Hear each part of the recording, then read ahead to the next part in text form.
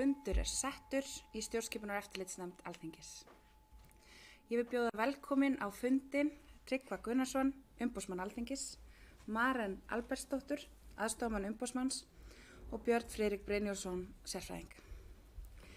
Efni þessara fundar er skýrsla umboðsmanns Alþingis fyrir árið 2018 sem kom út í ágúst síðastliðnum. Samkvæmt þingsköpum er það hlutverk stjórnskipunar- og eftirlitsnefndar að fjalla ársskýrslur umboðsmanns. Gert er ráð fyrir að fundurinn standi til 11 og formaður biður nefndamenn og gesti að hafa í huga reglur opna nefndafundi sem hafa verið settar af forsætisnefnd Alþingis. Fyrirkomulag fundarins verður með þeim hætti að fyrst mun Tryggvi Gunnarsson, umboðsmaður Alþingis, fá 20 mínútur til þess að kynna skýrsluna. Að því loknu gefst nefndarmönnum kostur á að spyrja spurninga. Nefndamenn eru beðnir að hafa í huga að á opnum fundi skuli nefndamenn einvörðungu beina spurningum til gesta en ekki setja fram almennar hugleiðingar efni fundarins né efna til umræðna fundarefni sín á milli. Nefndamenn og gestir eru jafnframt beðnir að hafa í huga að ræðutími er takmarkaður. Þá er ég búin að ljúka þessari kynningu og þá gef ég umboðsmanni orðið. Gjörðu svo vel. Þakka fyrir að fá tækifæri til að kynna skýrsluna. Nú eins og hér var kynnt í upphafi þá er hér með mér Maren Albertsdóttir, aðstoðarmaður minn, og Björn Friðrik Brynjólfsson sem er sérfræðingur hjá okkur og sinnir upplýsingamálum og er meðal annars ritstjóri þá á þessari skýrslu sem við skilum álega til þingsins. Nú þau tvö hafa unnið að gerð skýrslunar og munum þá reyna að svara spurningum með mér efni hennar. Það er rétt að nefna það strax í upphafi að skýrslan í ár birtist í breyttu formi. Það er ekki lengur svo lagakrafa að skýrslan sé prentuð og hún er þar að leiðandi fyrst og fremst gefin út í rafrænni útgáfu. Til þess að koma henni í það form þá þurftum við að gera ýmsar breytingar og notuðum þá svona teknilega lausnir. Þannig að það prentaða eintak sem við höfum hér aðgangað er ekki hið venjulega, það er eintaki sem eru á netinu og þar er til dæmis möguleiki við lestur þessara skýrslu að komast í einstök álit sem hafa verið unnin og skoða þau frekar. Það er hins vegar ástæða til þess að leggja áherslu á það að þetta er í raun og veru ekki hefðbundin ársskýrsla á stofnunar. Þetta er í raun og veru skýrsla sem tekin er saman sérstaklega fyrir Alþingi til þess að veita upplýsingar starf umboðsmanns á viðkomandi ári og síðan sérstaklega að gera grein fyrir þeim viðfangsefnum sem umboðsmaður hefur verið að fást við og þá sérstaklega þeim athugasemdum sem hann hefur gert gagnvart stjórnvöldum, þannig að Alþingi hafi þá tækifæri til þess að taka afstöðu til þess hvort að þau viðbrögð sem þar koma fram gefa tilefni til þess að þingi bregðist einhverju leyti við. Og þá er komið að því að þetta er jú liður í eftirliti þingsins með framkvæmdarvaldinu. Ég hef nú orðað það áður að það má segja kannski að þetta starf okkar hjá umboðsmanni sé svona ákveðin spegill Alþingis inn í hið daglega starfi í stjórnsýslunni, þó auðvitað kom ekki nema brota þeim málum og viðfangsefnum sem þar eru undir til okkar, en þá sýnir það auðvitað þann hluta stjórnsýsluna sem kemur til okkar. Og nú er búið að gera ákveðnar breytingar. Ég hef spurt að því áður í þennan hóp, stjórnskipunar- og eftirlitsnefnd, af því að þessi skýrsla fyrst og fremst unnin fyrir nefndina. Þá er held ég mikilvægt líka að nefndin hafi einhverja skoðun á því hvernig skýrslu hún vill fá. Í okkar huga er næstu skref að stytta þetta enn frekar, draga saman þau málefni í yfirlit sem ekki hefur verið tilefni til þess að fjalla sérstaklega vegna þess að stjórnvöld einfaldlega brugðist við því. Og þá verði meiri áhersla lögð á að draga fram þar sem má greina svona almennt starfshætti stjórnvalda og þau mál þar sem að tilefni til þess að velta fyrir sig hvort í að bregðast frekar við. Við viljum líka gjarnan flýta þessu verki og það er kannski með því að við einfalda þetta þá ættum við mögulega að koma þessu frá okkur fyrir vorið hverju sinni. En það sem fyrst og fremst tímafrekt í þessu er það að safna upplýsingum viðbrögð stjórnvalda. Og ég segi það við ykkur að það í raun og veru hefur lengi verið svolítið sérstaða okkar hér á landi að við höfum lagt áherslu á að safna saman þessum upplýsingum. Við erum gjarnan svolítið sári yfir því að allir kollegar okkar á nágrannar eru að skila þessu á vordögum, en þar líka engar upplýsingar að finna viðbrögðin. En við höfum talið mikilvægt og það hefur verið sammæli milli þings og umboðsmanns að það væri rétt að gera það. Nú, bara til þess að rifja upp söguna, að því að við erum nú stödd í fortíðinni, að þá var rétt að nefna það að árið 2018 og þá var umboðsmaður embættið sem sagt, það voru 30 á liðin frá því að það tók til starfa og við gerum hér í upphafi skýrslunar aðeins grein fyrir því, blaðsíðu 21, svona tölulegu yfirliti yfir það hvernig þetta hefur gengið í gegnum þessi ár. Þegar við komum hins vegar að árinu 2018, þá er rétt að leggja áherslu á það að starfsemi umboðsmanns núna er í raun og veru þrískipt. Við sinnum kvörtunum frá borgurunum vegna stjórnsýslu ríkis og sveitarfélaga og það er í eðli sínu kjarnin í starfi umboðsmanns og þeirri þjónustu sem Alþingi hefur ákveðið að borgararnir eigi kost á að fá með því að leita til umboðsmanns. Það er að segja að þeir geti fengið álit það hvort að stjórnsýslan hefur þá leyst úr málum í samræmi við lög og þær reglur sem Alþingi hefur byggt á að eigi að fylgja. Nú síðan hefur umboðsmaður heimild til að taka mál að eigin frumkvæði. Við í þriðja lagi bætti svo við á árinu 2018 svo kallað OPCAT-eftirlit sem er sérstakt eftirlit á grundvelli bókunar hins svonefnda pyntingarsamnings Sameinuðu þjóðanna og það verður að segjast eins og að árinu 2018 fór verulegu tími hjá okkur og áhersla í það að undirbúa þetta eftirlit og hrinda því í framkvæmd. Nú það meðal annars og fleira hafði það í för með sér að hafi fjölgað í hópi starfsmanna, þetta voru umfangsmeiri starfsemi. Það voru ráðnir 2 sérstakir starfsmenn til að sinna þessu eftirliti. Nú það er líka rétt að nefna það að á þessu ári 2018 þá kom einnig til starfa sérfræðingur og sérstakur starfsmaður til þess að sinna miðlun upplýsinga og vinnslu upplýsinga hjá okkur, sem er sem sagt Björn sem situr hér við hlið mér og það er liður í því að bæta aðgengi að þessum niðurstöðum sem koma frá umboðsmanni og við munum stíga væntanlega enn frekari skref í því efni á næstunni.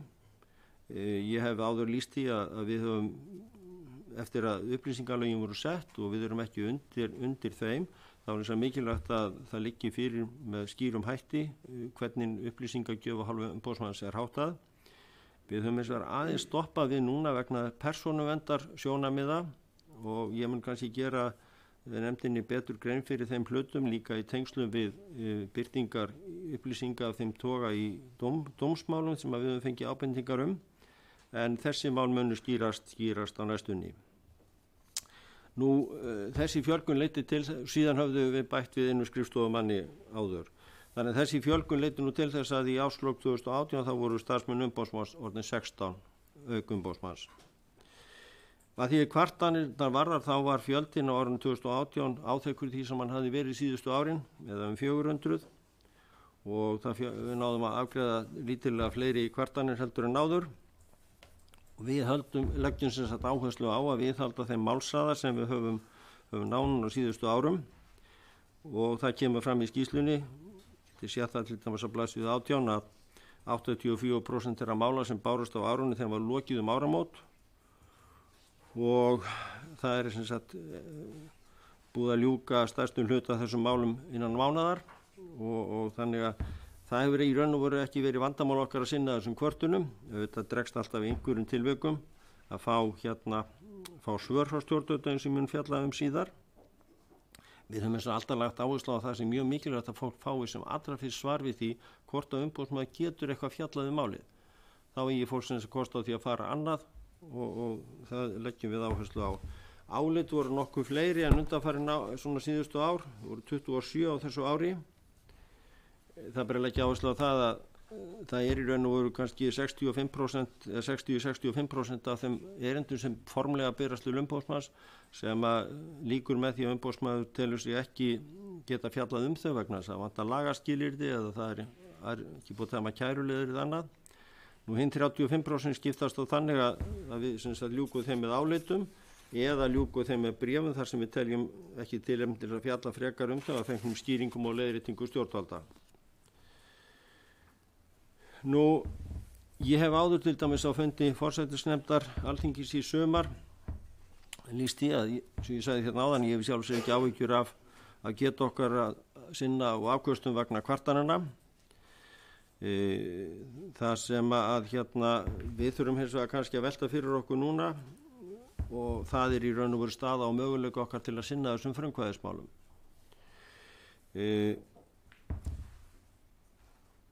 áður en ég kem að því betur þá ætla ég að segja ykkur aðeins frá þessu varðandi tafir hjá stjórnvöldum vegna þess að það umfjöllunarefni hér í skýrslunni. Við erum þetta háð því að það beri svör og skýringar frá stjórnvöldum og almennt það nú svo að þessi svör berast mjög greiðlega. Nú ef að stjórnvöld aðstæður eru þannig þá býður þau bara viðbótar frest. En því ég lýst sem sagt til dæmis í þessari skýrslu, þetta eru einstök stjórnvöld yfirleitt það sem að svona vandamál kom upp. Og því ég lýst þarna blaðsíðu 59 í skýrslunni, þau vandamál sem við áttum í samskiptum og varðandi tafir hjá mennta- og menningarmálráðuneytinu, við því að ráðuneyti svaraði fyrirspurnum og það kom reyndar í ljós sem auðvitað oft þegar að það svör berast ekki til umboðsmanns að þá eitthvað annað sem liggur undir og það kom líka í ljós við þessar athuganir að þarna hafði skort verulega á að mál væru almennt lögð kannski þann rétta stjórnsýslulega farveg sem að hérna þau eiga að fara og þetta var mér tilefni til þess að upplýsa ráðherra þessi mál, fara yfir þetta og það var gert að ráðherra hafði frumkvæði að því að halda fund í ráðuneytinu með okkur og starfsmönnum ráðuneytisins og nú síðast þá skiluðum við í lok september 3 álitum þar sem að við fjöllum sérstaklega þessar yfirstjórnum og eftirlitsskyldur ráðuneytisins og ráðherra hefur lýst því að það sé unnið að umbótum á þessu sviði og bæði þá með skipulagsbreytingum og ráðningu nýra starfsmanna. Þannig að ég vænti þess að þarna verði bót á. Nú það mikið líka að öðru embætti, lögreglustjóranum á Suðurnesjum, en ég segi við ykkur, þetta eru svona einstök tilvik sem valda okkur erfiðleikum, en við höfum þá lagt áherslu á það að reyna að leysa þau og leiðbeina og hjálpa þeim stjórnvöldum sem í hlut eiga það að það verði gerðar umbætur. Ég legg líka áherslu á að þetta varðar ekki umboðsmann sjálfan. Þetta varðar í raun og veru þá borgari sem í hlut eiga. Og ef þið skoðið til dæmis þessi álit sem við sendum frá okkur núna í lok september, þá varða þau svolítið vítt svið sem að fellur undir menntamála- og menningarmálaráðuneytið. Þetta eftirlit til dæmis með grunnskólanum, sem afskaplega mikilvægt að sé rækt með skóðum og skilvirkum hætti, vegna þess að þarna eigi hlut, til dæmis ungmenni, þar sem að tíminn er nú fljótur að líða í lífið þeirra, og þau mál þola almennt ekki að bíða í einhver ár. Þannig að við erum komin að koma því á framfæri og ég vænti þess að það fáist betri lausn á þessu á næstunni. Ég var búin að nefna það við ykkur í sjálfu sér að ég hef ekki áhyggjur af þessu með kvartanirnar nema þá að það eru þessi einstöku tilvik þar sem við fáum ekki svörin. En ég finnst það eins og ég segi áhyggjur af þessu með frumkvæðismálin. Auðvitað það alltaf spurning í hvaða mæli á að sinna þeim málum. Það er ótvíræð heimild og gert ráð fyrir því í lögum umboðsmann hann sinni þessu verkefni. Ég hef ekki merkt annað en það væri pólitískt sammála það að þetta væri gert og þetta væri þágu þingsins að fá fram þessar upplýsingar sem eru þá upplýsingar einhver kerfislega vandamál eða einhver álitaefni sem ekki hentar að fjalla í kvörtunum vegna einstakra mála.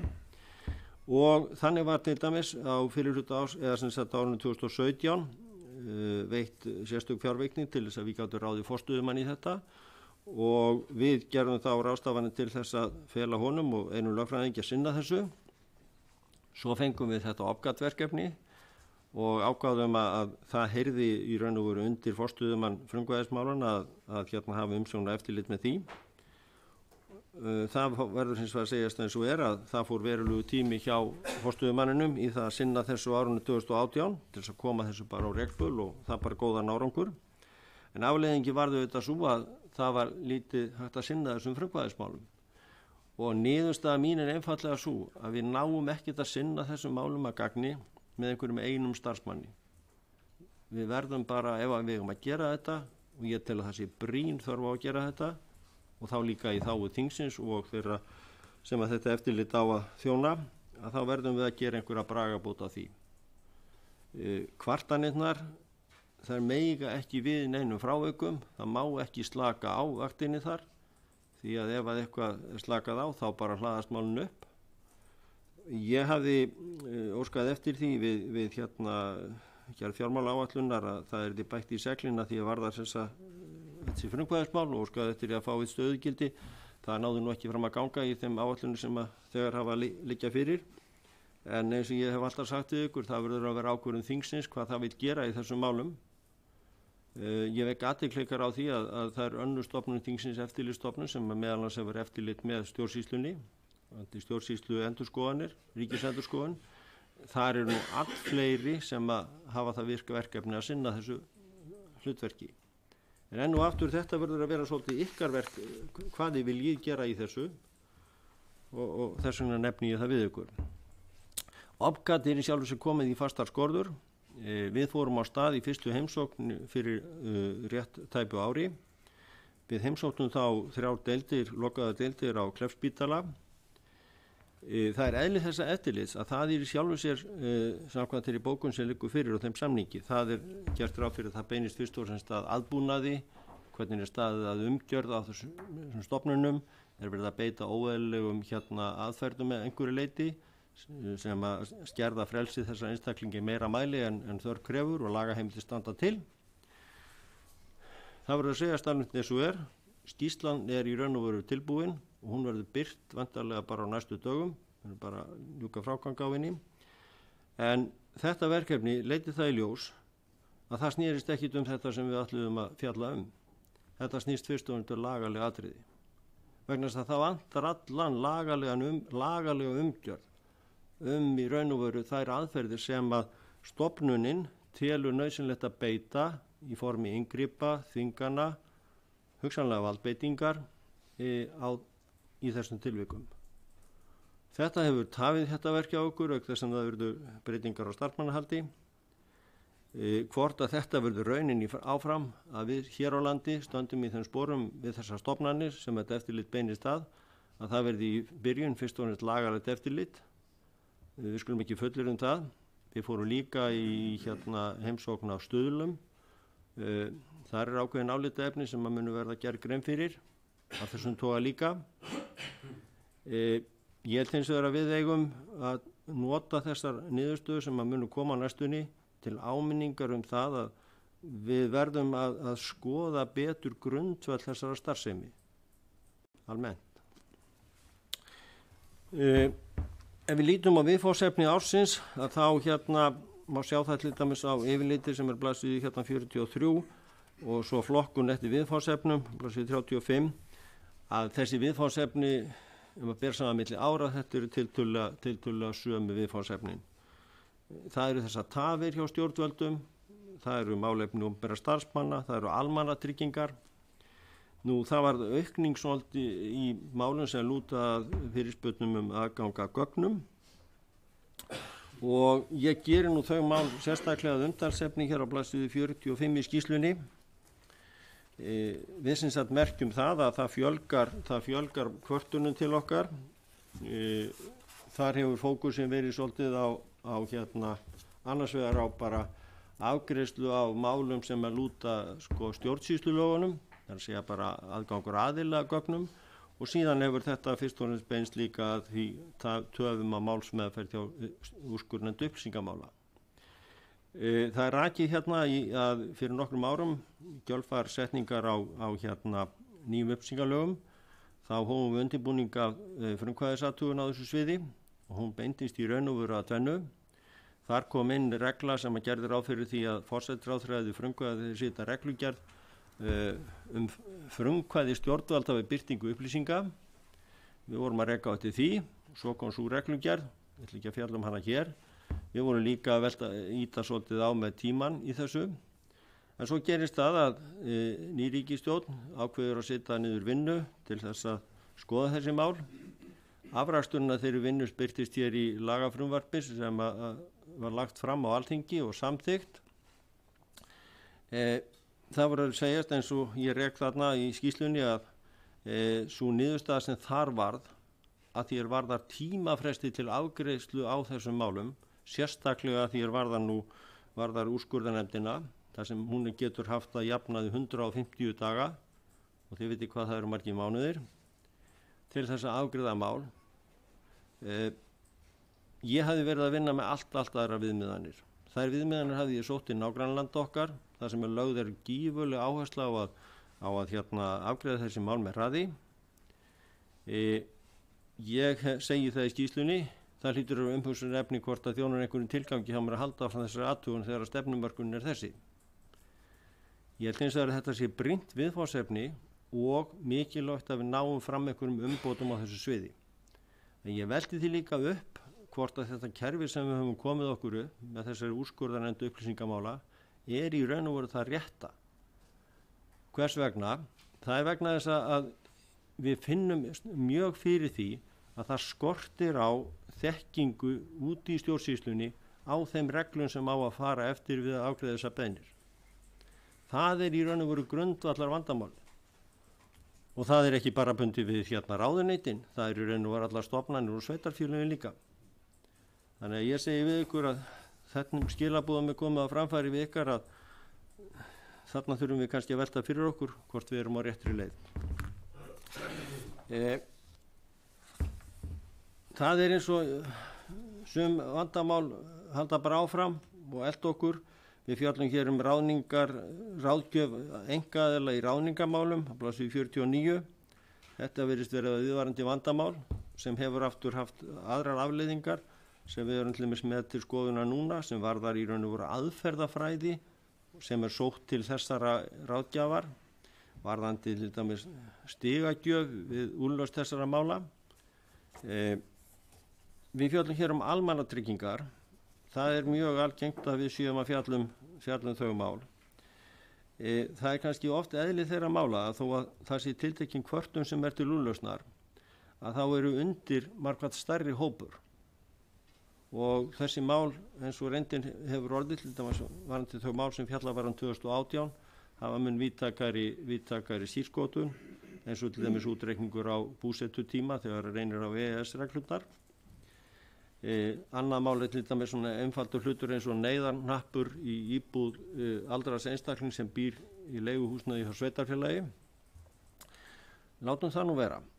En það sem ég vek athygli ykkar á, vegna þess að það er Alþingi sem fer með löggjafarvaldið og mótar í raun og veru grundvöll þessara réttinda borgaranna, að þá er svo komið að nánast obbin af þessum efnisreglum sem að ráða því hvort að borgarinn fær eins og neyðarhnapp eða greiðslur vegna einhverja athafna sem þarf að gera. Þetta ræðst alltaf reglugerðum. Og svo komum við upp úrskurðarnefnd sem á að taka afstöðu til þess hver er réttur borgarans til þess að fá viðkomandi fyrirgreiðslu eða þjónustu. Og það er rakið hérna í skýrslunni að þá kemur að því að úrskurðarnefndin, hún tekur ekki endanlega afstöðu til þess í raun og veru hver hinn efnislegi réttur borgarans eigi að vera. Hún kemst að þeirri niðurstöðu að ákvörðun stofnunar hafi verið ekki réttu horfi og hún fellur hún gildi, en svo vísar á málinu bara aftur til stofnunarinnar. Og þá er í raun og veru borgarinn sem hefur kært til nefndarinnar, hann er í sömu sporum. Og ef að þetta varðar einhver svona reglugerðarákvæði, þá tekur við einhver þrautaganga sem einhverjir mánuðir, eins og við reykjum þannig sem við svarðandi þetta neyðarhnappmál. En þetta vekur í sjálfum sér upp bara þá almenna álitaefni sem ég varpa til ykkar. Þarna er löggjafinn að útfæra stjórnarskrárbundin réttindi borgaranna. Og ég velti því mjög fyrir mér hvort að þetta fyrirkomulag að borgararnir eigi ekki meira skjól í lögunum sjálfum, hvort að þetta sé rétt aðferð. Vissulega snýst þetta úthlutun fjármuna, en það verður að vera eitthvað jafnvægi á milli þess að menn taki þá ákvarðanir það hver réttindin eigi að vera og hvaða fjármunir eigi að fara í þetta. Þannig að ég kem þessum skilabúðum að framfæri við ykkar, vegna þess að það er ykkar í sjálfu sér svolítið að fjalla þetta. Eitt mál sem er rakið í skýrslunni og varðar hlutverk stjórnvalds í ágreiningsmálum við borgarana. Við höfum lagt áherslu á það að þó að þetta verði að verjast til dæmis kröfum og kröfugerð sem að beint er opinberum aðilum, að þá þurfum menn að huga því að gera það með eðlilegum og réttum hætti, og áherslan er fyrst og fremst á það að opinberir aðilar eru þar ekki í sömu stöðu og einkaaðilar. Markmiðið er í raun og veru ekki að berjast með kjaft og klóm, heldur að finna bara hina réttu niðurstöðu. Svo gerð hérna grein fyrir meinbugamálum sem að vísað til þingsins sumum tilvikum eins og í þessu tilviki varðandi hérna búsetutíman. Svo flesta því fer nút líka til stjórnvalda. Við höfum gjarnan, eins og við höfum gert áður og sagt ykkur frá, eins og hér á blaðsíðu 65 og áfram, þá yfirlit yfir ábendingar sem við komum að framfæri við stjórnvöld. Þá líka fyrir einhverja eldri niðurstöðu sem að við getum vísað til, en teljum enga síður rétt að koma því á framfæri. Við gerum hér grein fyrir þessum frumkvæðismálum sem að unni var á árinu 2018. Og ég minni á það sem ég sagði hér áður vangetu okkar við þessar mundir að fást við þessi frumkvæðismál. Árinu 2018 þá voru tekin upp eins og rakið hérna blaðsíðu 72 og 73, 3 ný frumkvæðismál og 10 forathugunarmál, við ljúkum 3 og 8 forathugunarmálum. Það er eðli þessara mála oft á tíðum að þau eru lengi hjá okkur.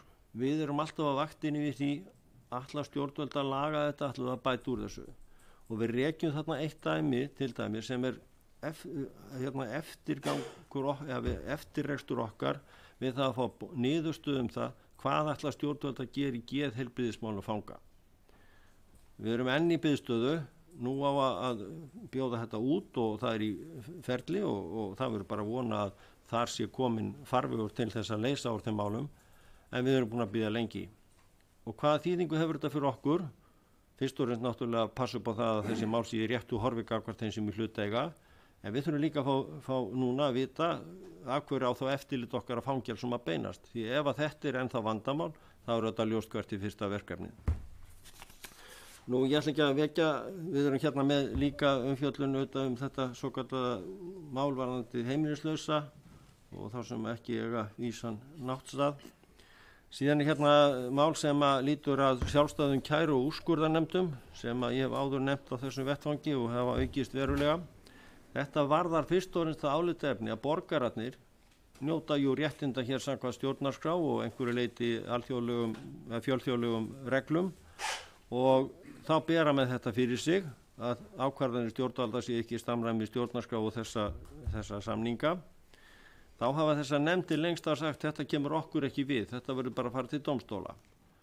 Og ég fór í gegnum þetta og lýsti því að það er að finna einhverja lausn á þessu og það vandamáli er núna í höndum forsætisráðuneytis er til úrvinnslu og það er væntanlega vænt einhverja tillagn það.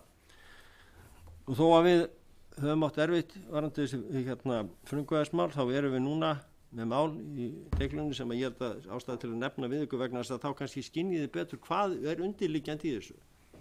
Við erum til dæmis að reyna að klára núna mál sem að lítur að stöðu einstaklingar sem ekki eru mæltir á íslenska tungu í samskiptum við stjórnvöld. Það eru mjög forvitnilega niðurstöður sem komaði í því. Við höfum langt komin með vinnslu á þessu varðandi stigagjöf við hæfnismat í ráðningum opinberra starfsmanna. En það er ekki einfalt mál. Og við erum hér að reyna svona klassíst, það er skattamál, það eru kæruleiðir. Við höfum staðnast verulega við ýmsar þjónustugjaldaheimildir í lögum og það mun væntanlega einhverja frétta af þeim málum á næstunni. Þannig að þetta eru mál sem að í raun og veru varða svolítið stjórnsýsluna og hvernig Alþingi hefur búið hlutina og þetta eru kannski skilaboð einmitt sem að þurfa að komast til ykkar þannig að þið getið þá betur unnið úr hlutunum. Ég hef sagt okkar er sem sagt komið í góðar skorður og við höfum bara haldið áfram. Nú síðast í gæru dag er yfirstandandi heimsókn á eitt af fangelsunum í landinu. Það er sem sagt á 4. heimsóknin og við gerum það fyrir þessar skýrslur eftir að þrauta ganga okkar í gegnum sem sagt lögfræðilegu hlið þar er nú að birtast frá okkur. Nú eins og venja hefur verið þá tökum við saman á blaðsíðu 84-89 yfirlit yfir viðbrögð við álitum umboðsmanns og það er svona eins og verið hefur undanfarin ár að það er almennt orðið við þessum tilmælum. Það er einungis í 2 tilvikum, einu þar sem sérstök tilmæli í málefni einstaklings, þar sem við sjáum ekki að verið farið eftir tilmælunum. Þar erum við að kljást við svona ein eftirlitsnefnd sem er búin að stjórnsýslu út í bæ eins og maður segir. Það er ekki vandamál okkar oft á tíðum það að við höfum greiðari leið að því að fá ráðuneytin til þess að beita sér í hlutunum. Þarna höfðum við bent á það að það væri eðlilegt að það væri endurskoðuð tiltekið ummæli sem var send voru við komandi einstaklingi í bréfi en það sést ekki að það hefur verið gert. Nú hvað getum við gert frekar? Eina sem við gerum, við skrifum bara ráðuneytinu og bendum á þetta og það verður þá að vera þeirra að fara eftir því. Hitt máli var þar í raun og veru almenn tilmæli. Við fengum, sem ég nefndi hérna áður, við fengum mál þar sem að kvartaðir yfir framgangi stjórnvalda fyrir kærunefnd útboðsmála og þar var verið að kvarta til ráðuneytisins, fjármála og efnahagsráðuneytisins að það hefði ekki brugðist við og vegna þessara starfshátta stofnanna ríkiskaupa. Það voru senst eins og að ráðuneytið fellst bara á athugasemdir umboðsmanns og beinir því til stofnarinn að breyta starfsháttum. Við fáum svör frá stofnunin þar sem hún þakkar fyrir álitið og góðar ábendingar en lætur okkur jafnframt vita það að hún sé algjörlega ósammála þessu og telur sig bara hafa gert þetta allt rétt.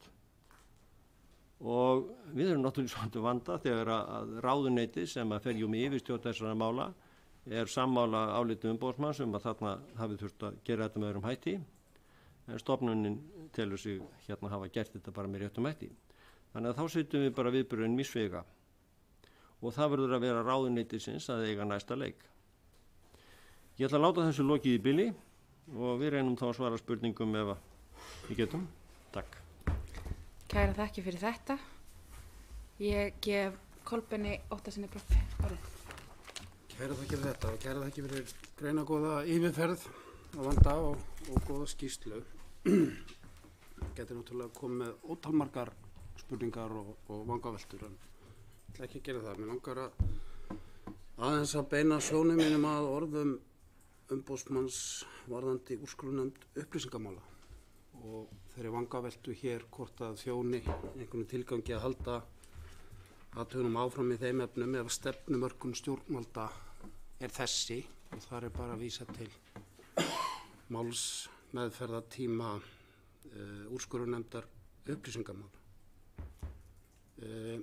Ég verð að játa mér finnst þetta kannski fulldjúpt í árunni tekið þegar stefnumörkun stjórnvalda í þessum efnum finnst mér vera nokkuð skýr. Hún birtist í því að skipuð sérstök nefnd, fengið fólk sem hefur komið að þessum málum úr ýmsum áttum, formaður Blaðamannafélagsins, Birgitta Jónsdóttir, Sigríður Júlíusdóttir lögmaður og fleiri. Farið eftir þeirra tillögum í þessum efnum, sett ákvæði að komin verða á fót embætti ráðgjafa rétt almennings, upplýsingarétt almennings, sem nýjung. Settur hámarkstími fyrir stofnanir til að afgreiða beiðnir upplýsingar og í meðferð þingsins fór hann úr 40 dögum í 30. Þannig allt þetta gert áður en að kemur til kasta úrskurðarnefnd upplýsingamála með í þurfi vona að það þurfi sjaldnar að koma til hann að kasta. Málsmeðferðartími upplýsinganefndarinnar hefur í raun verið 180 til 220 dagar. Það reyndin. Eins og kemur fram í greinargerð með frumvarpinu síðustu ár. Hér tíminn settur við 150 daga og okkur máli skilt hér í þessari nefnd þegar við stóðum hér heilsögur að baki við nefndaráliti í þessu máli. Það sem kemur skýrt fram að þetta sé mikilvægt skref í að bæta upplýsingarétt almennings en í framhaldinu verði lagt mat á hvort sé ekki hægt að stytta málsmeðferðartímann enn frekar. Þannig að hér verið að stíga fullt af skrefum og mér finnst stefna stjórnvalda í þessum málum koma skýrt fram þar. Nú ég og umboðsmaður algjörlega sammála að 150 dagar sé allt og langur tími og ég kom þeirri skoðun mín á framfæri hér í umfjöllun nefndarinnar og ég held við höfum öll verið sammála það. En áttað okkur á því að þetta væru mikilvægt skref. Þannig að ég spyr, ekki stefna stjórnvalda skýr eins og kemur fram í því sem ég hef rakið hér að tryggja og bæta þennan upplýsingarétt. Við séum bara ekki endilega komin á akkurat þann stað sem að umboðsmaður greinilega og ég sammála að við eigum að komast á. Takk fyrir það, Kolbeinn. Ég vil kannski endurtaka vegna þess að ekki allir nefndarmenn voru komnir á fundinn að þá eru nefndarmenn beðnir að hafa í huga reglur opinna nefndarfunda að einvörðingu beina spurningu til gesta en ekki setja fram almennar hugleiðingar efni fundarins né efna til umræðna fundarefni sín á milli. Og að við höldum áfram að hafa í huga að ræðutími sé takmarkaður en ég gef umboðsmanni orðið til þess að svara. Jú, ég held að sé alveg löglegt og ég laði að á stefnumörkun alveg skýr. Vandinn sem ég segi hérna í skýrslunni, það verður komið ljós hvort að þessar athafnir og aðgerðir sem lagt til og ráðist í beri árangur. Það sem ég hins vegar að koma á framfæri, ég er bara ekki viss það að menn sé að takast á við í raun og veru raunverulega vandamál. Raunverulega vandamáli er þekkingarleysi þeirra starfsmanna í stjórnsýslunni sem eiga fjall þessi mál. Það er grunn vandamáli. Við sjáum það bara í þeim úrlausnum sem við erum að fá. Og þess vegna held ég að reglur einhvern tíma hjá úrskurðarnefnd upplýsingamála, það er ekki aðalatriði. Og ég velti þegar að lendi því fyrir mig bara hvort að þetta er rétt leið. Það er ekki rétt að efla þekkinguna hjá stjórnvöldum sjálfum til að takast á við þessi verkefni. Þess að það fer bara allt og mikið að málum til þessar úrskurðarnefndar. Það er fyrst og fremst minn boðskapur. Og þegar að, sem ég segi, svona stefnumörkun liggur fyrir, sem er í raun og veru að því varðar tímamörkin í þessu, vegna þess að, gott og vel, ef að það verður svo jákvæða breyting, stjórnvöld fari nú kannski að afgreiða þessi mál sjálf fyrr, við verðum að sjá hvort það verður. En þá, ef að það heldur áfram eins og verið hefur, að obbin af þessum málum fari til úrskurðarnefndarinnar, já þá, ég meina, veit ég ekki hvort að þetta mun bera einhvern árangur, því að þetta voru nú 360 dagar var það ekki 2016 sem að 391 dagar árið 2016 sem var meðal meðferðartími og 210 2017. Þannig að mín niðurstaða er bara einfaldlega svo, við erum komin að einhverjum endapunkti, við verðum að breyta einhverju leyti kerfið þessu. Það þýðir ekki að lappa upp á kerfið, þetta verðum að gera einhverja grundvallar breytingu. Það er fólk sem leitar til mín, hvað sem það eru frá fjölmiðlum eða einstaklingar sem eru með einhvern mál undir sem að þeir vilja komast í gögn til samanburðar. Þegar þetta kemur mörgum mánuðum seinna, þá bara hefur þetta glata tilgangi sín.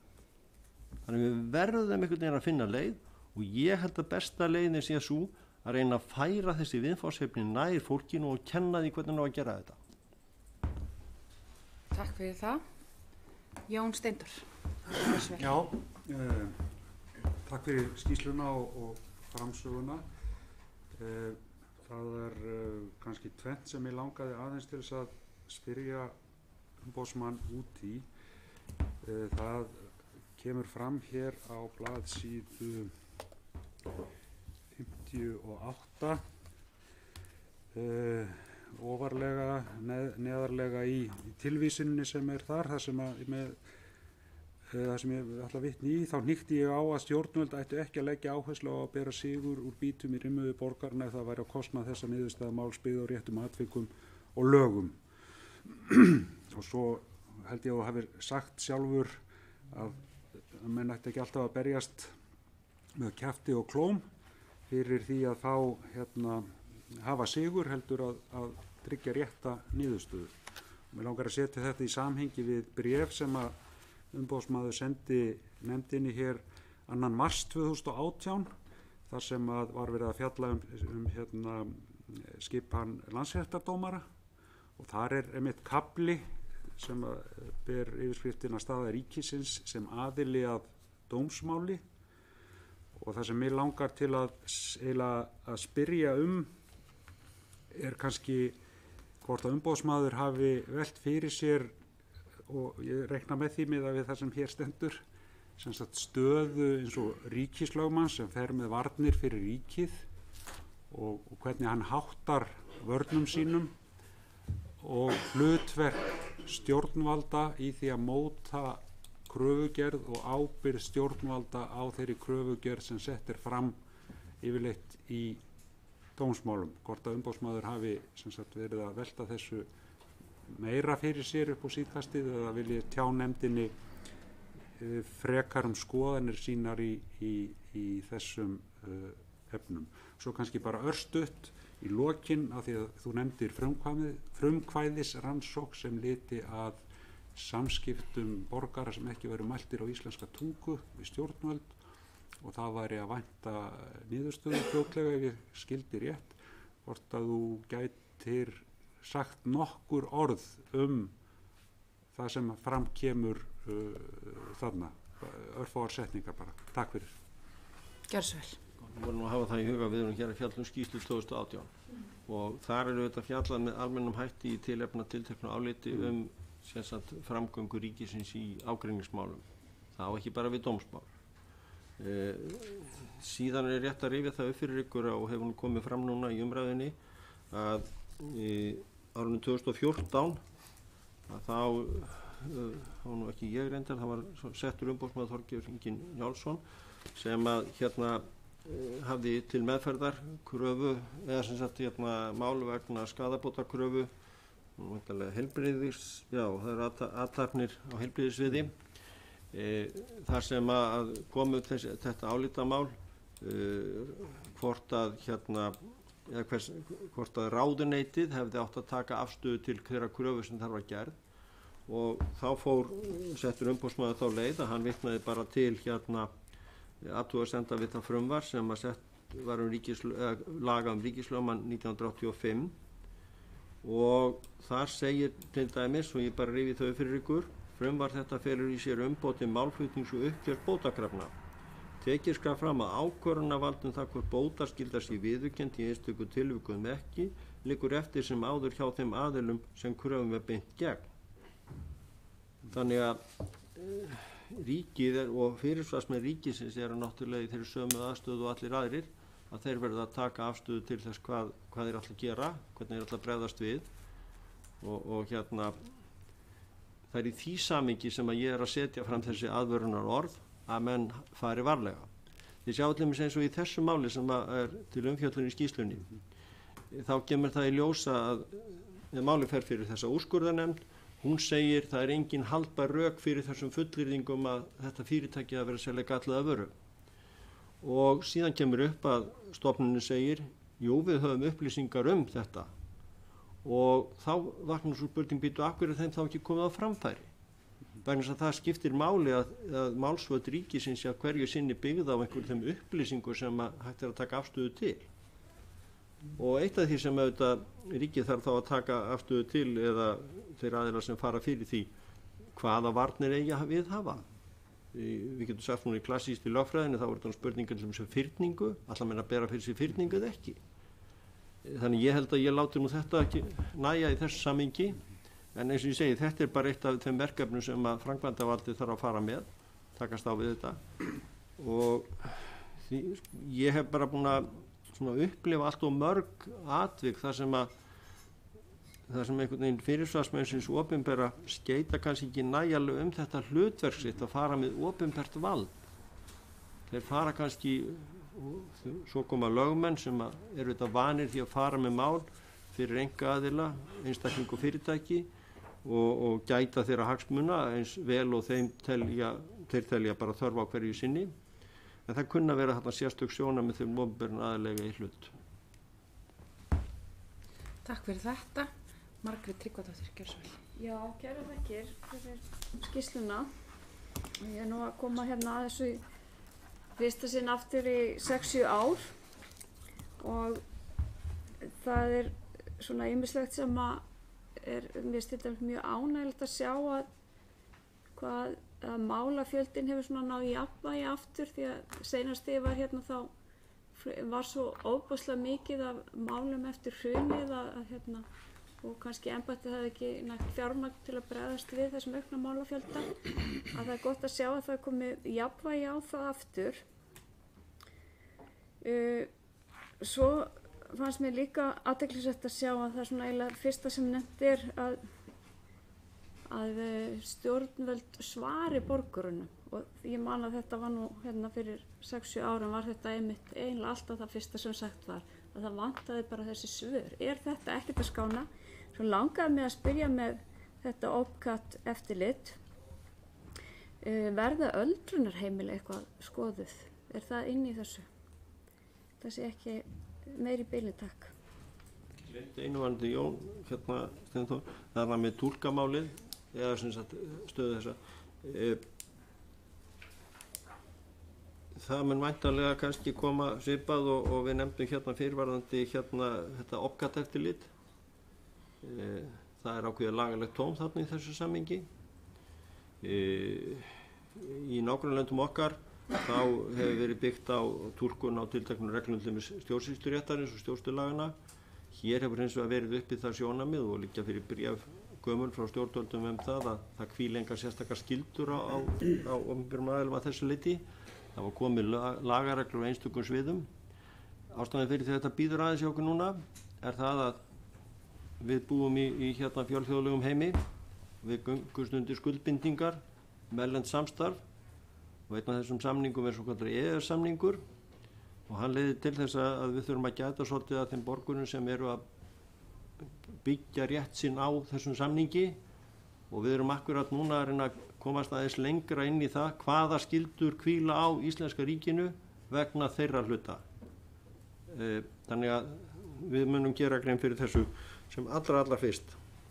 Og þarna er akkurat svona dæmi eins og ég sagði á það, þetta er svona dæmi það að kortleggjum við sviðið, þið fáið upplýsingar, nú auðvitað er það kannski fyrstu viðbröða stjórnvöld á viðkomandi sviðum bregðist við, en það er þá væntanlega ykkar að vera á vaktinni ef að þið viljið að láta breyta þessu og fylgja því eftir. Svör til borgarana, spyr Margrét, já það er allavega hægt að svara því en að þessi mál, það hefur ekki orðið fækkun í sjálfsinn í þeim. Auðvitað getur þetta verið, ég held að við getum orðað þannig að tilfinningin er svo að stjórnvöld eru betur meðvituð það að þau þurfa að bregðast við. Svo geta alltaf verið upp einhverjar aðstæður vegna einstakra mála, það geta verið aðstæður hjá viðkomandi stofnun og eitthvað slíkt, þar sem að þetta dregst. En svo eru hins vegar náttúrulega sum tilvik þar sem að maður bara finnur enga skýringu. Þannig að málið hafi bara lagt að. Við bregðust einfallega þannig við að jafnaði, við bara spyrjumst fyrir hvað líður svarinu og yfirleitt þá gerist það er svarað.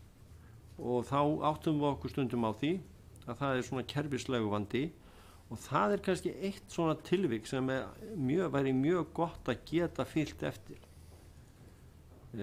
Tók eftir til dæmis núna bara síðustu vikur þá við verðum að fá upplýsingar og ábendingar og kvartanir vegna þess að fólk fær ekki tiltekna afgreiðslur í ákveðinni stofnun og þá þarf maður einhvern veginn að komast að því það er ekki bara spurning mál Jóns og Kristínar eða eitthvað svoleiðis eða fyrirtækis einhvers, við þurfum að finna út hvað er að og það er eitthvað sem ég vildi geta tekist á.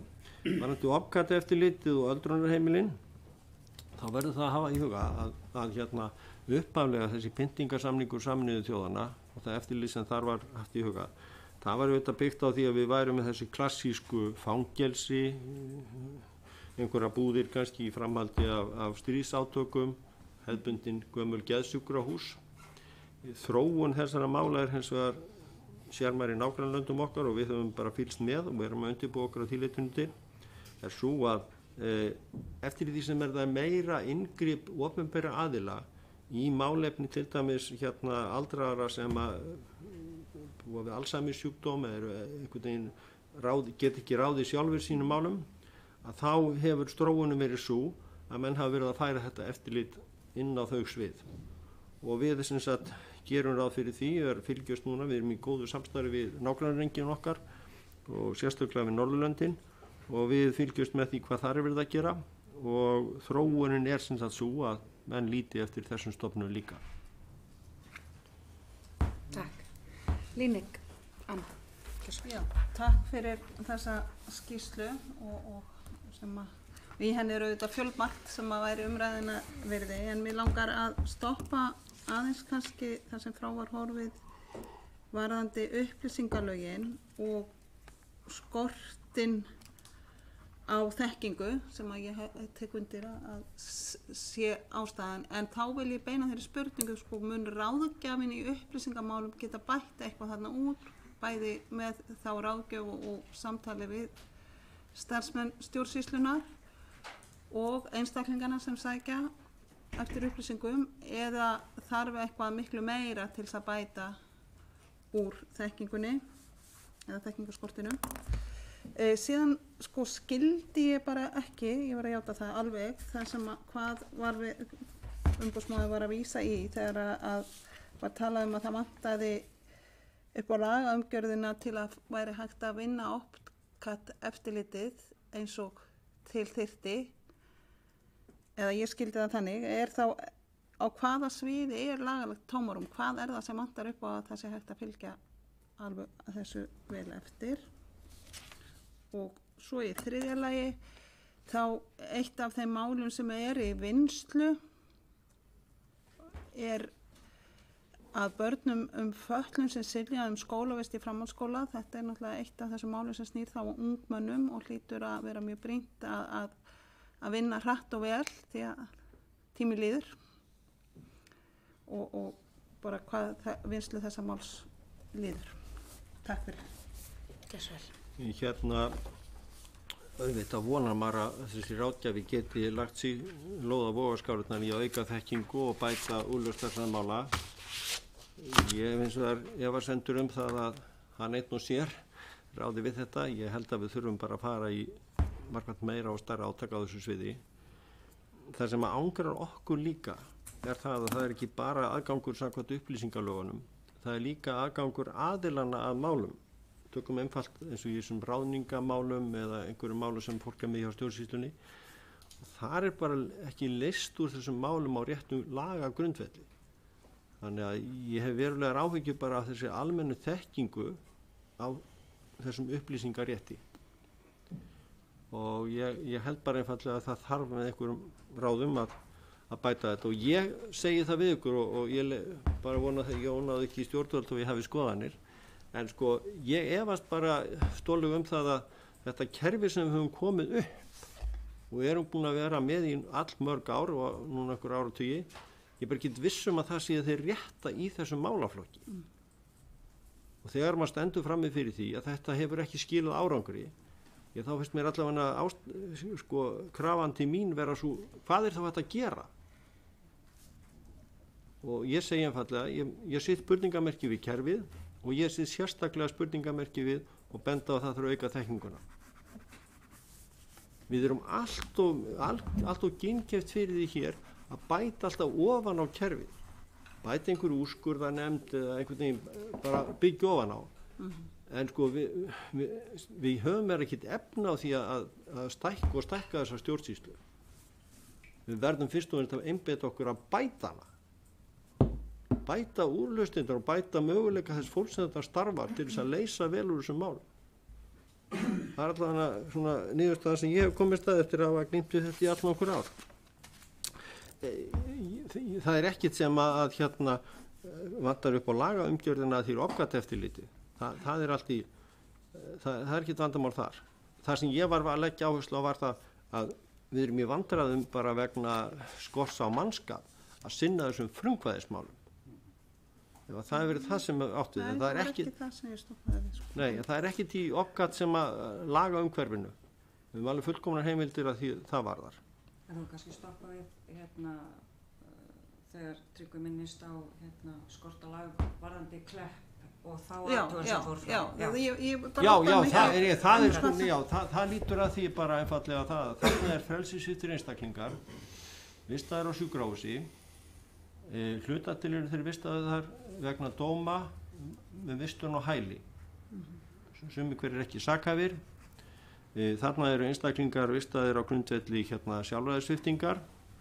Stofnunin telur þörf á því að beita inngripum sem að álitamálið þá umfram læknismeðferð. Þetta geta verið svokallaðar þvinganir eða jafnvel valdbeitingar. Og þá vandamálið þetta samkvæmt þeim reglum sem með stjórnarskrána og mannréttindasáttmála sem Ísland aðili að, það þarf bara að laga heimild fyrir þessu. Og það það sem vandamálið. Og það það sem við erum að benda á. Nú skil ég. Þarna með börn og þetta mál sem þú nefnir þetta eitt sem við höfum stoppað mjög við. og eitt af þessum málum sem við skiljum til menntamálaráðuneytisins núna í lok september lítur kannski óbeint að þessu. Við breyting á grunnskólalögunum núna síðast þá var lögð áherslu á það að ýmsar ákvarðanir sem teknar í málefnum nemenda væru teknar í ákveðnu formi. Það er að segja að þetta veri stjórnvaldsákvarðanir sem að litu þá stjórnsýslu lögum og þannig að það veri ákveðið réttaröryggi í þeim ákvarðunum. Og svo kemur í ljós í einu af þessum málum að foreldri leitar til skólayfirvalda í viðkomandi sveitarfélagi, fær litla áheyrn þar, leitar til ráðuneytisins og ráðuneyti sendir sveitarfélaginu bréf og biður það að fara svona í gegnum verkferla og skoða þetta nú eitthvað. En grunnvandinn sem að við höfum staðið frammi fyrir einmitt í þessu máli varandi þarna fatlaða einstaklinga og í málum bara sem því að við séum vantir í fjölmiðlum líka að þessar ákvarðanir hafa bara ekki verið teknar með réttum hætti. Og það sem við erum að gera fyrst núna gagnaráðuneytið er að leggja áherslu á það að þau passi upp á það að sveitarfélögin leggi þessi mál í réttan farveg. Það er svona grundvallaratriði og byrjunin. Og ég veit ekki annað en að þessi tiltekna mála því varðar aðgengi fatlaðra barna og einstaklinga, það er eitt af þeim málum sem ég hef rætt við ráðherra og ég veit ekki betur en að það hafi verið reynt að leysa þau mál með betri hætti núna heldur en var áður. Þannig að við erum á vaktinni í þessu, við viljum hins vegar að formið á þessum málum sé í lagi, ráðuneyti ræki eftirlitið gagnvart sveitarfélögunum og þau gerir þetta með réttum hætti og síðan munum við fylgja eftir einstökum atriðum í þessu. Takk fyrir þetta. Ég er ekki með fleiri á mælendaskrá hjá mér í bili þannig að ég ætla að grípa orðið á meðan hann fær ekki efst og byrja kannski á því að svara spurningu sem að umboðsmaður sjálfur lagði fram við nefndina frá mínu viti sem var hvernig skýrslu viljum við fá. Mér finnst nú alveg í lagi og viðeigandi að við svörum því þá fyrst að við fáum það spurningu frá umboðsmanni. Og að mínu viti þá þykir mér allavega gott að hafa samansafn mála á ársgrundvelli einhvers staðar til hliðsjónar en hvort að ég endilega heima hjá þessari nefnd í svona málsmeðferð þar sem að ég fari þetta ítarlega yfir þetta. Mér finnst að það megi alveg skoða að íta því töluvert meira til hliðar og einbeita sig frekar á skýrslu sem að útlistar hvar og hvernig úrbóta er þörf, hvað þarf þingið að gera til þess að tryggja betur réttindi borgarana. Og það leiði mig kannski að mínum spurningum. Ég greini svona ákveðin rauðan þráð í mörgum athugasemda umboðsmanns. Er snúa að því sem að ég myndi vilja setja undir lögmætisregluna. Og ég velti fyrir mér hvort að umboðsmaður hafi skoðun að því hvort að þekking á bara þessum grundvallaprinsipum, lögmætisreglunni og þeim prinsipum sem að fylgja frá því sé ekki bara virkilega ábótavant, hvort að við þurfum ekki bara stór átak í menntun allra þeirra sem mitt fara með opinbert vald, gagnvart borgurunum og hvort að þurfi ekki líka vissar viðhorfsbreytingar við að mati umboðsmanns gagnvart því hvaða hlutverki aðilar sem fara með opinbert vald gegna. Ég spyr út í lögmætisregluna vegna þess að það er einhvern veginn ítrekka að koma fram að kerfið virðist líklegra til þess að verja sig heldur en réttindi borgarana. Og ég velti fyrir mig hvort að þetta sé viðhorf sem að umboðsmaður greinir í þessum málum sem hann hefur farið yfir. Ég vísa þarna í reglugerðirnar sem að sjá réttindi borgarana sérstaklega til dæmis í velferðarmálum sem að einmitt stenst mögulega ekki, úrskurðarnefndirnar og sömuleiðis þessi litla þekking á réttindum borgarana og kannski takmarkaði vilji til þess að fylgja leiðbeiningareglunni eða geta til þess að fylgja leiðbeiningareglunni eða til þess að fylgja rannsóknarreglunni eða réttmætisreglunni, hver sem hún kann að vera, þurfum við ekki að ráðast í stór átaki þessum málum og þarfnumst við kannski ákveðnar viðhorfsbreytingar í íslensku stjórnsýslu til þess að taka betur á öllu þessum málum. Svo ætlaði ég að spyrja hvað varðaði reglugerð frumkvæði stjórnvalda að birta upplýsingar. Umboðsmaður sagðist ekki ætla að fara sérstaklega yfir það en fyrst að við höfum rætt aðeins þessi upplýsingamál, hvort hann geti komið aðeins meira inn á hvort að þessi reglugerð hjálpa eitthvað til í að auka á upplýsingafrelsi almennings. Og já, ætli ég láti þetta ekki gott heita í bili, en orðið er líka laust fyrir fleiri fundarmenn þegar vilja spyrja. Jú, þessum því var það skýrsluna og kannski svona þær hugleiðingar sem þú dróst fram í framhald af því, þá vorum við að hafa það í huga að megin viðfangsefni umboðsmanns jú að leysa úr þessum kvörtunum sem koma frá einstaklingum. Þær kvartanir kunna annars vegar að hafa geyma upplýsingar eitthvað sem að betur að fara í stjórnsýslunni. Þá kemst umboðsmaður væntanlega þeirri niðurstöðu að þarna þarf að laga hlutina, beinir þeim tilmælum til stjórnvalda. Ef að það ber árangur, þá erum við raun og veru búin að leysa úr tímáli þá stjórnvöld til þess að laga hlutina. Það geta verið líka einhverja almenn frávik sem að þarf líka að skoða og þá reynum við að beina því til stjórnvalda.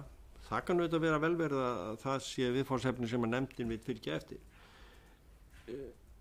Vandi okkar sem þetta var að fara að leggja svona almenn grunn að því sem að sem sagt að í stjórnsýslunni, þá fyrir utan þessar kvartanir og hvernig má lesa út úr þeim niðurstöðum, þá í raun og veru ekki kostur að gera það með öðrum hætti heldur en að leggja það þegar í einhvern frumkvæðis farveg. Hvers vegna? Vegna þess að starfi umboðsmanns byggist líka á því að það þarf að gefa stjórnvöldur sem að fjalla hlutina kost á að tjá sig það, skýra afstöðu sína, fá fram, ég meina ef að þau bregða strax við og vilja laga og breyta og gera eitthvað. Þannig að þá kemur aftur að þessu sem ég sagði við ykkur náðan. Ég hef áður sagt að mér finnst í raun og veru svolítið að þingið þarf auðvitað átt að sig á því hvernig umgjörð vill það búa þessum eftirlitsstofnunum sínum til þess að það geti þá fylgt eftir hugsanlega þeim afurðum sem þaðan koma. Og ég þeirra skoðunar að þessi frumkvæðismál og þær athuganir sem þetta er að gera á þeim grundvelli séu kannski besti farvegur þeirra mála. Það að umboðsmaður setja á einhverja almennar hugleiðingar í áskýrslum sínum það hvað þurfa að laga og hvað þurfa að bæta, það er kannski bara það sem maður nú svona búin að vera að leggja áherslu á svona í gegnum tíðina, en ég held að hitt sé að skilvirkari farvegur. Þú spyrði lögmætisregluna og þekkingu. Fyrir ykkur sem hafi nú lít á mig áður og í lengri tíma, þá held ég að það sé, og ég sagði það nú tímabili, að ég leiki engri ræðu minni eða frásögn hér fyrir andíki á þess að leggja áherslu á nauðsyn þess að auka þekkingu þeirra sem starfa þessum málum. Það sem er kannski vandinn og það getur vel verið að það sé felist í þeim orðum sem að þú segir skilningsleysi. Ég ekki endilega viss að þessi skilningsleysi þeirra sem starfaði í stjórnsýslunni, þess að almennu starfsmanna. Ég finn ekki annað en það sé almennt mikið vilji til þess að læra og tilenga sér betri og ná þekking á þessum reglum. Kannski vantar svona skilning hjá þeim sem að fara fyrir og stjórna á þeirri þörf sem að starfsmennin eru í að fá þekkingu þessa hluti. Þetta viðfangsefni að starfi uppbyrju stjórnsýslu og leysa úr málum fólks, það á að gerast núna eftir tilteknum reglum, tilteknum viðmiðunum og það er ábyrgðar hluti af stjórnvöldum að ráða fólk til starfa og segja að þú átt að gera þetta en þú fær ekkert að vita hvernig þú átt að gera þetta. Þú getur kannski lesið þér eitthvað til þetta. Við vorum bara síðast samstarfsfólki í gær að skoða yfirlit yfir námskeið sem boðið upp á í nágrannalöndum okkar fyrir einmitt starfsfólk stjórnsýslunnar. Hvar finnum við svona námskeið hér á landi? Þau eru afskaplega takmörkuð. Og við rekum til dæmis sérstakt kerfi sem er fyrir opinbera starfsmenntun. Er einhver námskeið þessar málsmeðferðarreglur eða hvernig á að leysa úr hlutunum þar? Ég hef ekki séð það. Auðvitað er þetta eitthvað sem að vinnuveitendur, stjórnvöld, ríki og sveitarfélög þurfa að frumkvæða. Það er vandamálið og ég þá fyrst og næst að hugsa tvennt. Ég að hugsa borgarana að þeir fái betri þjónustu og starfsfólkinu líði betur og ráði betur við það verkefni að rækja þetta. það sem þú spurði hérna reglugerð frumkvæði stjórnvalda, ég ákvaði að fjalla ekki hana vegna þess að sko hún í raun og veru bara varpar boltanum svolítið yfir til ráðuneytanna að þau gera ákveðna hluti. Ég ætla að bíða til næsta ás að segja ykkur skoðanir mín á því. Þetta er svo lokið. Ok, Kolbeinn, gjör svo vel. Takk fyrir þetta. Mér finnst það mjög áhugaverðar hugleiðingar varðandi námskeið og þekkingu og menntun og akkurat á þessum sviðum sem þú nefnir. Og þetta er kannski barnaleg spurning hjá mér og ég er kannski að reyna að fá þig út í einhverja vangaveltur en setja algjörlega í þínar hendur. En er það kannski ennþá, hér var þetta kerfislægur vandi, er ennþá kannski kerfislægur vandi bara almennt í stjórnsýslunni svo nálgun varðandi upplýsingar að sko þær séu lokaðar nema leyfi fáist fyrir frekar en að það ætti að vera öfugt að þær séu öllum opnar nema sérstakar ástæður krefji. Ég leyni því ekki að stundum hugsar maður á þessum nótum. Og þið geti kannski velt fyrir ykkur nýlegum dæmum hér í samskiptum ykkar þingmanna við stjórnvöld. Sko, aðgangur að upplýsingum það sem er að gerast hjá hinu opinbera, það varðar okkur öll. Þetta er yfirleitt undir niðri, er þetta meðferð einhverja fjármuna, það er meðferð á valdi, það er úthlutun gæða, það er bara hluti af því að borgararnir geti gætt að því og líka þingmenn að það sé rétt farið að við þessa hluti að fá upplýsingar. Ef þú færð ekki upplýsingar þetta, já, hvernig áttu þá að geta gætt þessa almanna hagsmuna sem er undirliggjandi í þessu? Ég ætla ekki að segja meira en maður hugsa stundum á sömu brautum og þú nefndir. Og þar líka kannski kemur það til að viðhorfi hér á landi eru þetta mörguleiti allt annað en maður upplifir erlendis við þar sem að það er bara talið sjálfsagt og eðlilegt að þetta sé allt opið. Takk. Líning. Já, að tækifæri gefst til annar spurningar, þá vil ég nýta mér það og einmitt í framhaldi af ákvörðunum námsferil nemenda, spurningunum það og ef ég skildi umboðsmaður rétt þá snýr það sem að fjallað meðal annars vegna fallara barna í framhaldsskóla að það liggur ekki fyrir formleg ákvörðun eða upplýsingar að það hefur verið tekin formlega ákvörðun tiltekin námsferil og þá sé ég ekki annað að það vanti sko þekkingu og líka forustu það hvernig svona ákvarðanir séu teknar þannig að sko ef þetta það er hægt að setja fram leiðbeiningar á ýmsan hátt með kennslu með því að setja fram form sem að eru fyllt út þegar ákvörðun er tekin og jafnvel ef að formin eru rétt þá skila þau líka upplýsingum og persónugreinanlegum sko. Er ég ekki að skilja þessa umræðu á réttan hátt og þá er einmitt bara spurningin sko er þetta ekki þekking og forusta og hverjir eiga að hafa forustuna eru það ráðuneytin eða eru það samtök sveitarfélaga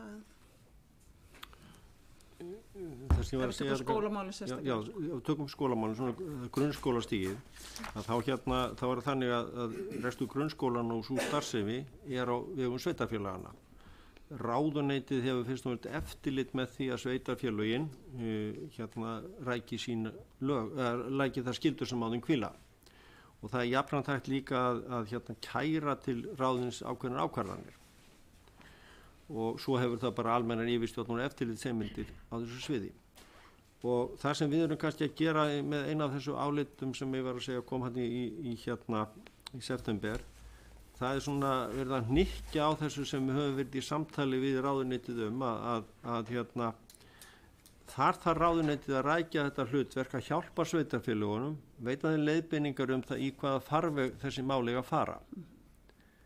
á meðan þetta fer ekki eftir réttum brautum, að þá í raun og veru kannski erfiðar að fara að takast aftur á við þeirna efnislegu niðurstöður í ýmsum málum. Þannig að ég að vona það að þetta geti þá skilað okkur því að ráðuneytið taki þetta ákveðna forystu, en auðvitað þurfa sveitarfélögin líka vegna þess hlutverk sem þau hafa í þessum málum að passa upp á þetta. Og ég verð að játa það að þetta mál til dæmis mér koma óvart, því það er ekki eins og grunnskólalögunum hafa þessu leitinu verið breytt bara í gær, það er allnokkur ár síðan, að það kom mér óvart að þarna átti hlut stórt sveitarfélag. Það kom mér óvart að það væri ekki nægilega gætt að því að leggja þessi máli í réttan farveg. Svo hins vegar annað vandamál sem við finnum auðvitað þó nokkuð fyrir, og því þekki líka úr ykkar störfum, að við erum með mörg dreifð sveitarfélög og það er ekki það að fólk að reyna að gera þetta eins vel og það getur, en þá vantar líka bara kannski þekkingu á þessum reglum, hvernig á að standa að þessu. Þannig að áhersla mín sem sagt núna er svo að fá menn til þess að gera þetta með réttum hætti, og þá erum við betur í stakk búin til að takast á við einstakar efnislega niðurstöður. Annars erum við alltaf að senda fólk jó, nei þú þarft að gera þetta og bakka því og allt svoleiðis. Það er svo erfitt að takast á við þetta. Takk. Margrét? Já, mér langar að spyrja, nú náttúrulega það þannig hjá ykkur, þið erum áskýrslu og svo birtast úrskurðirnir bara jafnóðum. Finnst ykkur fjölmiðlar og svona bara almenn umræða fylgjast nógu vel með þessu sem að gerast og veita þessu næga athygli?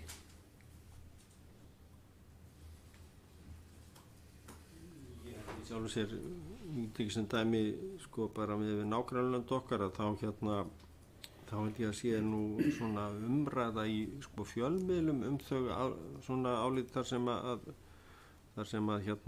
eitthvað áhugavert er.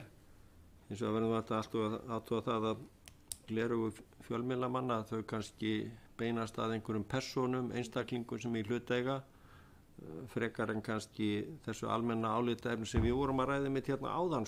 Náum við fram umbótum í stjórnsýslunni, eru stjórnvöld að standa sig? Það er frekar spurning hvort að Jón eða Gunna eða þessi sveitarstjórnarmaður eða þessi ráðherra eða bæjarstjóri hafi staðið sig. Það kannski skilar ekki þessum árangri sem við erum að leita eftir. En þetta eru frjálsir fjölmiðlar og við stjórnum þeim ekki.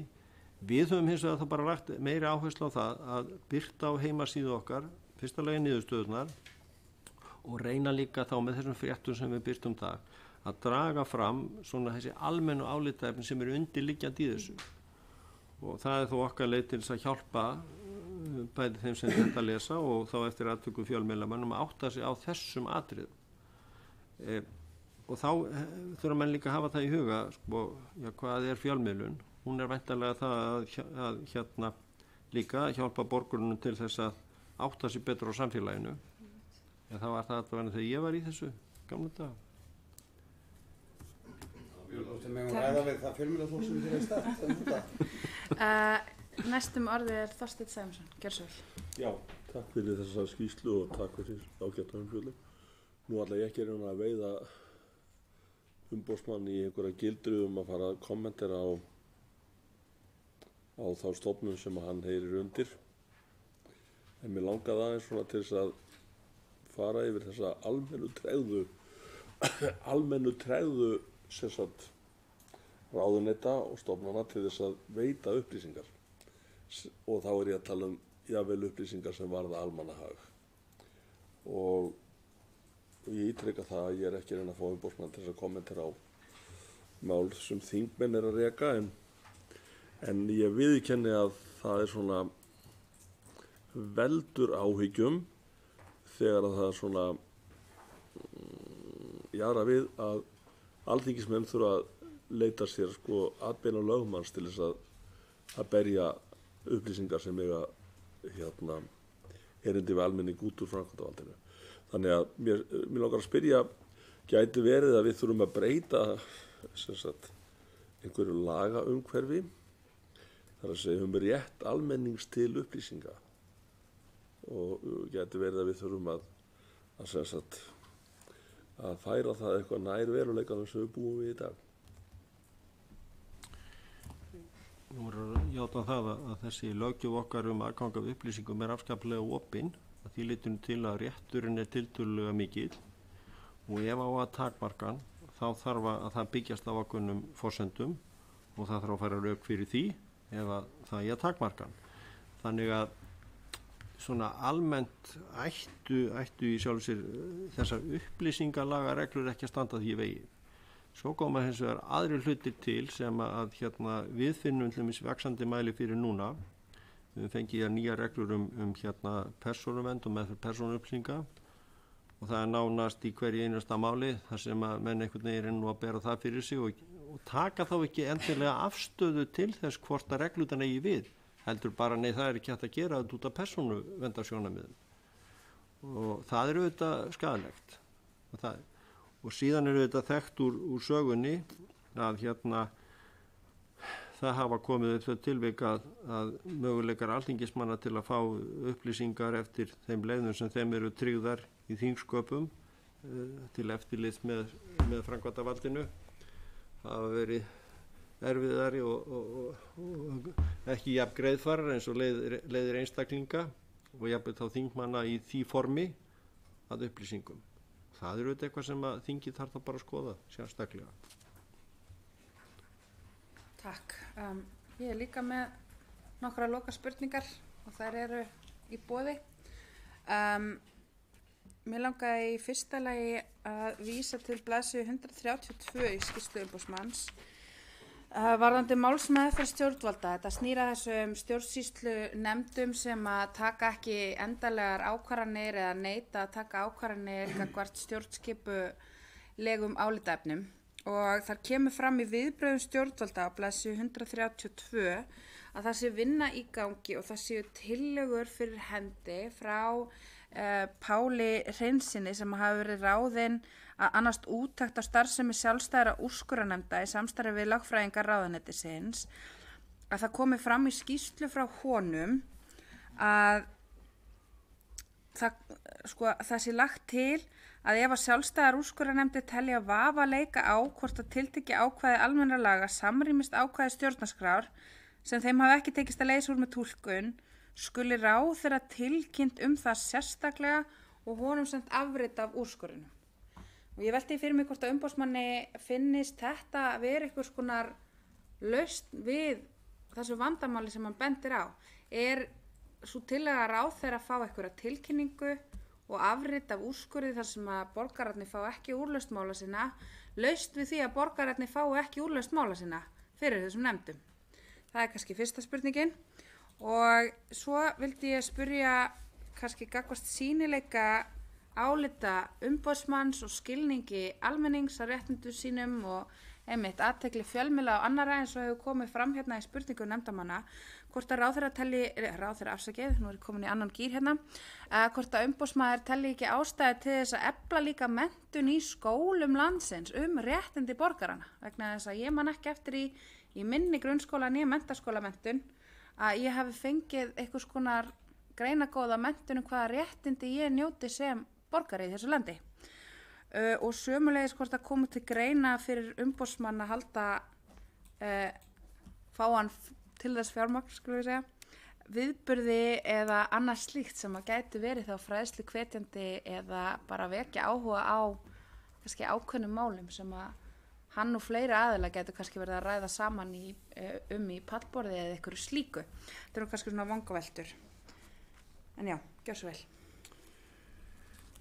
Þetta sem sagt þetta í skýrslunni þessa vinnu sem að þetta nú bara áfangi á leið sem ekki komin til enda.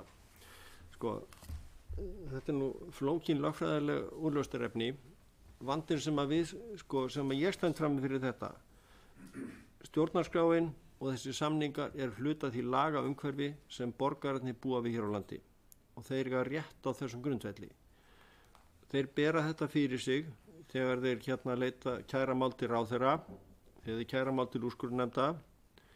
Þegar málið kært til ráðherra og þessi borið við, þá ráðherra í þeirri stöðu að ef að hann kemst að þeirri niðurstöðu að þarna sé einhver agnúar á löggjöf sem að stangast á við stjórnarskrá, þá hefur ráðherra frumkvæðisréttin til þess að leggja til breytingar við Alþingi. Þegar sjálfstæðar úrskurðarnefndir eða sjálfstæðar úrskurðaraðilar að ræða, þá hafa þeir ekki þessi úrræði. Og þá spurningin hvað á að gera í þessum tilvikum. Á að hugsanlega fara þá leið að auðvelda borgurunum að fara með þetta mál fyrir dómstóla, því það væntanlega að ræða ágreining sem að enginn þau fordæmi fyrir að það að láta í þau af túlkun á eldri dóm með einhver slíku, sem að okkar stjórnskipan gerir þá ráð fyrir því að dómstóla leysi úr. Og það sem ég að benda á hérna í þessu áliti mínu er það að finna einhvern farveg til þess að borgararnir geti fengið endanlega leyst úr þessu. Og það mjög líklegt að það gerist ekki nema að fá atbeina dómstóla að því. Og þá kemur spurningin, einhvern veginn hægt að greiða götu borgarinn í því efni? Þannig eru lagareglur sem þeir telja og hugsanlega telur úrskurðaraðilinn vafa það að þeir eigi kannski hugsanlega rétt á þeim grundvelli, þá einhvern veginn hægt að finna leið til þess að koma málinu fyrir dómstóla og greiða götu þeirra. Og það getur hugsanlega gerst með því að ráðherra hafi frumkvæði að því að leggja til breytingar, eða það bara hreinlega viðkomandi fá einhverja aðstoð í formi gjafsóknar að fara með máli fyrir dómstóla. Og ég að vonast til þess að það verði einhvern veginn reynt að skýra þetta. En þetta, við getum ekki talað að menn get ekki farið fram hjá dómstólunum í þessu samhengi. Það í okkar stjórnskipun það þeirra að taka til þess afstöðu til þess hvort að lög bráða við stjórnarskrána. En það þessi frumkvæðisréttur ráðherra. Þess vegna hef ég náttúrulega sagt og lýst í skoðun minni að þetta eftirlitskerfi okkar það betur komið í höndum ráðherra heldur en einhverju sjálfstæðar úrskurðarnefnda.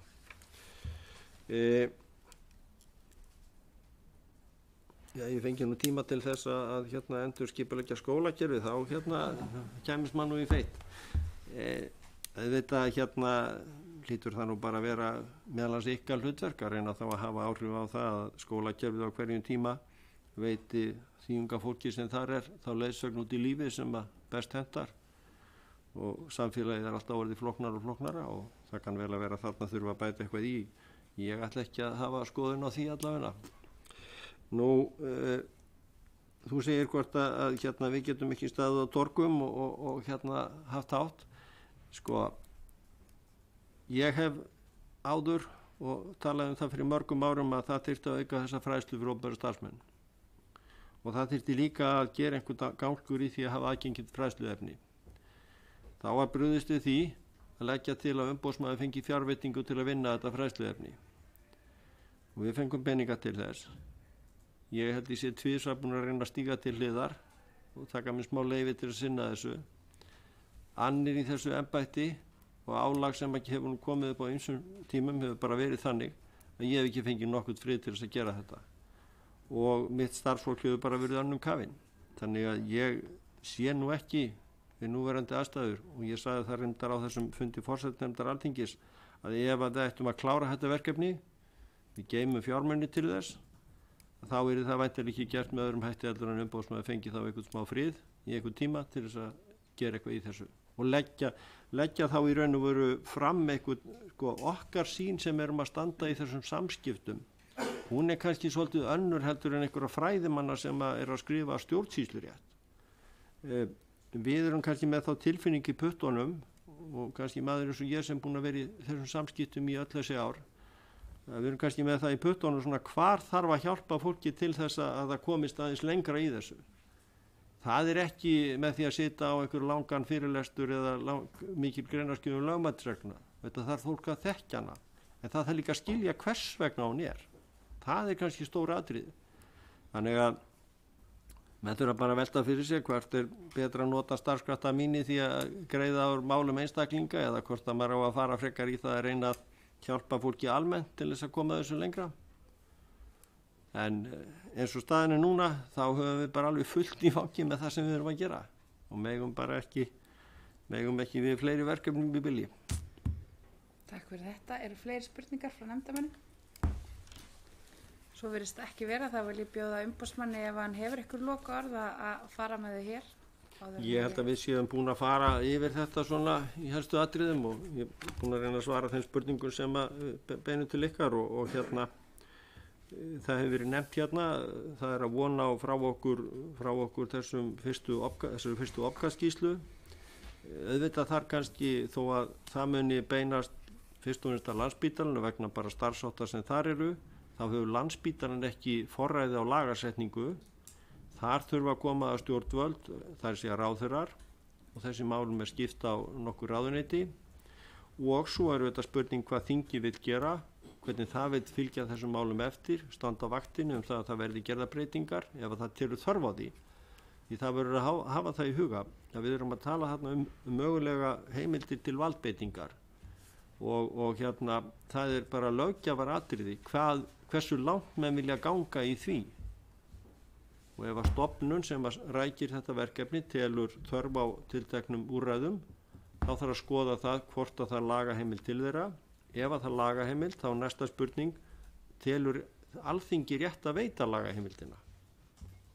Ef ekki, þá er ekki hægt að beita þessum úrræðum gagnvart borgurunum sem eru þarna frelsissviptir. Þannig að það er hugsanlegt að það þurfi að eiga sér stað eitthvað samtal á næstunni þessi mál.